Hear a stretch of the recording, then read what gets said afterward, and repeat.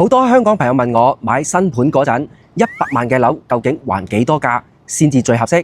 到底有咩技巧可以成功劈價，唔會買貴？今日我呢個做咗地產10年嘅地產內行，一次性曝光樓盤銷售從來唔會講嘅斬價內幕啊！由揀樓、劈價、交錢、手續到買樓後續嘅避坑注意事項，全套咧教晒俾你。首先重點講嘅係大家最關心嘅新盤還價攻略啊！100萬嘅樓到底還85萬、90萬定係70萬先合理呢？講真話，每個樓盤嘅折扣底價都唔一樣，但還價咧從來都唔係亂咁叫價，而係有固定嘅套路㗎。今日教大家6步黃金斬價法，只要你學識，無論係去到邊個樓盤買樓，絕對咧都唔會買貴。即刻俾個 like 收藏，慢慢消化。第一步，收起自己嘅底牌啊！試探真實嘅底價。去睇樓咧，千祈唔好露出自己嘅底價，唔好同銷售講自己有幾多 cash， 打算係存款定係按揭。你直接叫銷售分別幫你計存款價同按揭嘅價。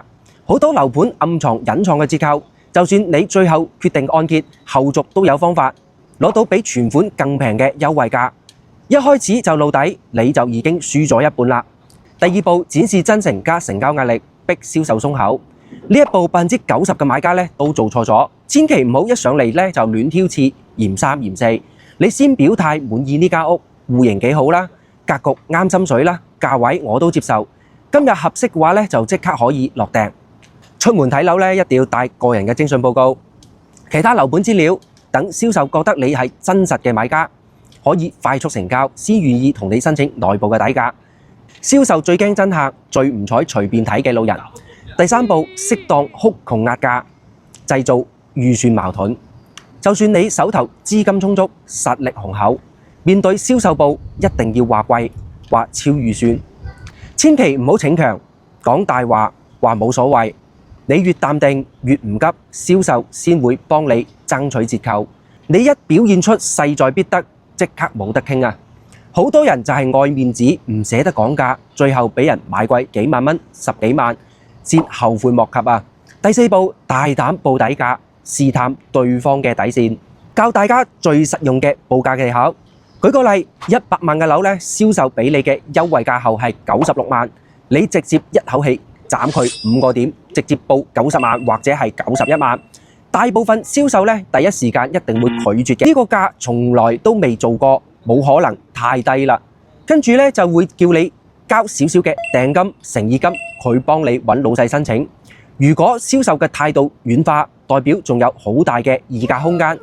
如果係直接強硬拒絕，全部不讓，咁就代表個價錢咧已經係貼近底價。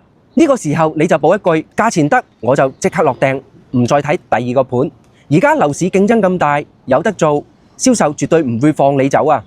第五步，借領導作藉口，逼出真實嘅成交價，報完心水價，等銷售去揾上級營銷經理申請，全程記死一個原則：價未傾好，絕對唔交錢啊！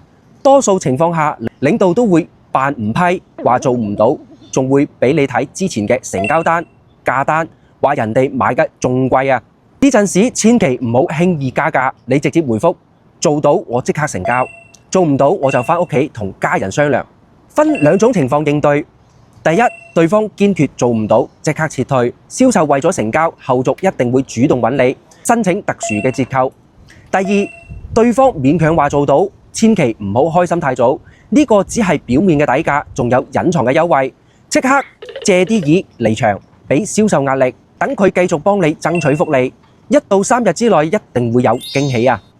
第六步，唱雙簧演戲，最後收割所有嘅優惠。呢一步咧係劈價最關鍵、最精髓嘅一步。同屋企人、伴侶一齊去睇樓，一個唱黑面，一個唱白面，一個想買，一個強烈反對，嫌價貴，再壓多一輪價，磨到最後最極致嘅底價。價錢傾掂都唔好即刻落訂，繼續同銷售攞額外嘅福利，家電禮包、砸金蛋、床上4件套、柴米油鹽、物業管理費減免。呢啲全部都係樓盤營銷嘅預算，銷售絕對有權限送出，千祈唔好客氣，有得拎盡量拎啊！總結一句，買樓劈價從來唔係靠口述，而係靠心術。學識呢6步，買樓永遠唔會俾人劏。覺得呢期嘅乾貨有用，即刻俾個 like 收藏。我係 Alex，一個敢講真話嘅地產博主。專門幫港澳朋友睇透灣區樓市，教你哋置業慳錢，避坑唔避湯。咁今期嘅節目就到呢度，我哋下期再見啦，拜拜。